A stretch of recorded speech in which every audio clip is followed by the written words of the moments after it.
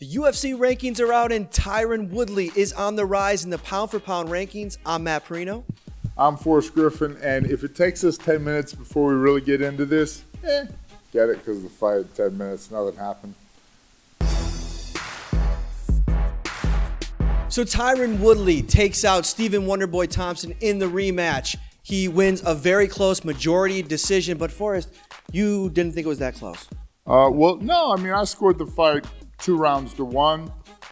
First 2 rounds going to not the audience. Nobody won the first 2 rounds, especially not people watching. Truth. Third round, Woodley got the takedown, did land some decent shots.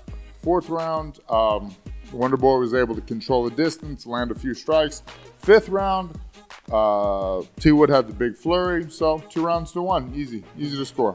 Tyron Woodley on the rise in the pound-for-pound rankings. One big storyline going into this fight is Tyron Woodley was talking about being the best welterweight in the world. I don't know if he did enough to maybe warrant that move past Dominic Cruz. Do you think he did enough to move in the pound-for-pound ranks? I have no idea, but well documented is your love of Dominic Cruz, the decisionator.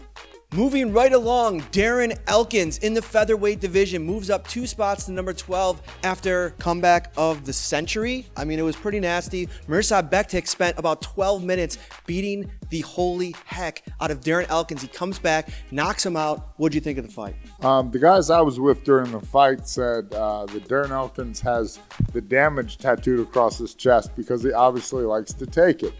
Yeah, it was a great comeback, great heart.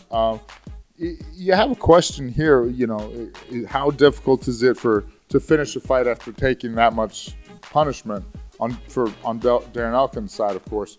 Not that hard. If a guy beats the shit out of you for 12 minutes, you really want to hit that guy. So, well done, both of you guys. Great fight. Bektic moves down 2 spots. Like you said, great fight. I mean, for the first 12 minutes, he didn't do anything wrong. Those elbows from the top in the first round were amazing. Do you think he should have fell, especially as far as he did? I think you used the word fell incorrectly, but other than that, no. Moving right along, co-main event, Lando Venata, David Tamer. David Tamer announced his presence to the world. Great fight. What'd you think? It's funny. This is actually, was this the fight of the night? Yes, it was. Rightfully so. Learned a couple things. One, David did a great job. I remember thinking, man, he was a really good kickboxer when he was on the show. He did one thing really well. First round, Lando came out, did some impressive things. David came at him. He came at him. He took that distance. He didn't let him make mistakes. If he turned his back, he hit him in the back. He put the pressure on. And Lando, I still think he fought well. The one thing I don't like is that he blocks head kicks with one hand, just like that. And, he's a little cavalier with where he positions his head and chin. Granted, he can take a shot. He took a lot of them.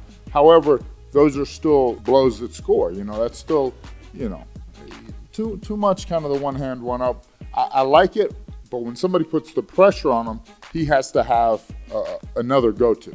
Tamer does not enter the top 15 rankings, but he did get 1 vote of the 17 voting members at number 15. So this is a guy to keep your eye on. Both of these guys likely to be top 10 fighters in the very near future, but we have a big fight this weekend. Fight night, Fortaleza. It's going to be Vitor Belfort versus Kelvin Gastelum, and it's a big fight for both of these guys. You got number 9 versus number 10. Belfort is looking to hang on, and Gastelum is looking to make a statement over a legend. What do you make of this one? Well, Vitor's the quicker guy, maybe stronger, definitely bigger, more explosive. Kelvin, however, excellent cardio. He'll have the better cardio. He's more durable. And maybe at this point in his career, I think Kelvin's got the better skill set, the more well-rounded skill set over Vitor. I think if it turns into some wrestling and grappling, that Kelvin might be able to win there.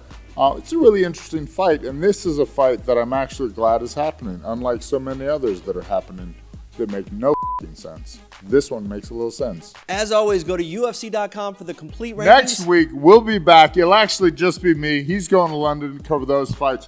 But I'll be here to recap what happens in Brazil because it's important to me. I'm not a quitter like you. I do my job. No, you cheated on me this last weekend, so it's cool. I did. It's all good. So good. Yeah, you bastard. Probably going to do it again. I'm used to it.